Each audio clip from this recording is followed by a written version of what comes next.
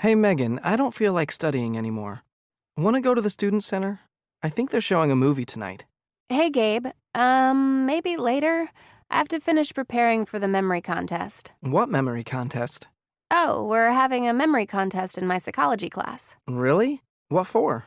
Because we're learning about memory, and the professor thought it'd be better than just reading about it. By the way, have you ever heard of superior autobiographical memory? No. Never heard of it. What is it? It's a rare condition some people have. Apparently, it dramatically improves their memory.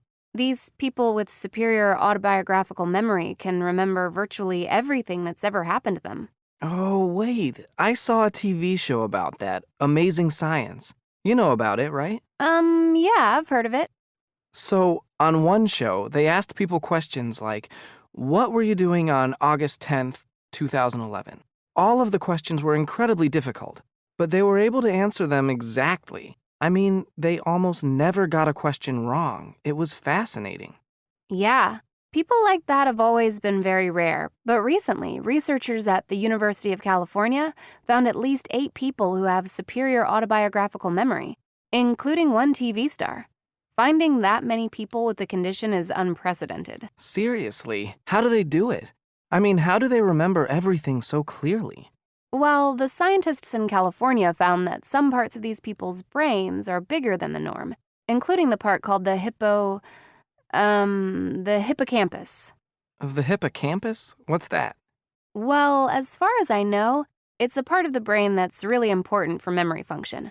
Oh, and I know the meaning stems from 2 ancient Greek words, hippo meaning horse and campus meaning sea monster. It means seahorse monster? I know, weird. I think it was called that because it's shaped kind of like a seahorse. Anyway, one of the most famous case studies was in 1953 in Connecticut. A doctor named William Scoville had a male patient with epilepsy, which is this really serious brain condition, and it was making normal life impossible for this poor man. Epilepsy, well, I guess one way to describe what it does is it just kind of shuts your brain off all of a sudden, and it was happening too often to this man. So Scoville, performed a radical operation and removed most of the patient's hippocampus. He thought that might cure his epilepsy. What? That doesn't sound ethical to me. Yeah, I hear you.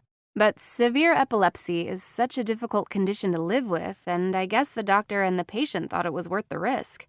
I mean, don't forget it was 1953, so medical science was inferior in many ways compared to today. A lot of the methods they used then are now obsolete. So anyway, after he removed most of the hippocampus, he found that the patient had lost his memory. Are you kidding? His entire memory? Well, no, not exactly. He could still remember some things. Wow, I can't imagine losing my memory like that. I know, me too. The good news is he was still able to get some happiness out of life, and he wasn't in any pain. Plus, thanks to his case, scientists were able to deepen their understanding about the brain. I see. Well, I wish my memory were better. Personally, I don't think anyone really has a bad memory. Having a good memory isn't an innate skill, you know? It's just like any other skill. You can improve it if you try. Do you really think so?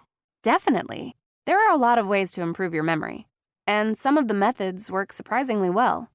You could try this approach to remembering things that began in ancient Greece, the method of loci. The method of what? The method of loci. Loci means locations or places. It's a way to remember lists of words, and it's really effective. Here's how it works. First, in your mind, you need to visualize a path that you know well, like the way to school, for example. Okay. Next, you look at a list of words and create an image in your mind for each word. For example, an image for predator could be a lion. An image for archaeologist could be Indiana Jones, you know? The archaeologist in those Harrison Ford movies. Right. Then what? Then, in your mind, you put those images at places you'll remember along the path you chose. Later, at test time, or whenever, you visualize walking along the path, and each of the images will remind you of a word. I wonder if that really works. I have a huge history exam next week, and I have to memorize a ton of information. Can you help me study using that method of... what was it again? Loci. Sure, I'd be glad to. How about Friday around 3 in the library? Perfect. See you then.